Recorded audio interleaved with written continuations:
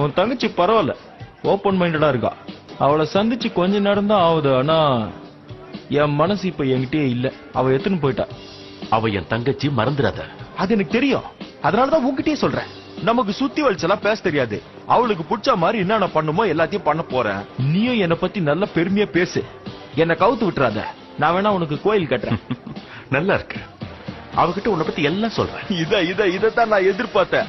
கூட இன்னும் ஒரு 2-3 பிட்ட சேர்த்து போடுனா. லின், நம்ம அப்பா உனக்கு ஒரு நல்ல பையனா பார்க்கணும்னு சொல்லிக்கிட்டே இருப்பாரு. ஒரு ஸ்ட்ராங்கான ஆளா, கரெக்ட், தைரியசாலியா இருக்கணும்.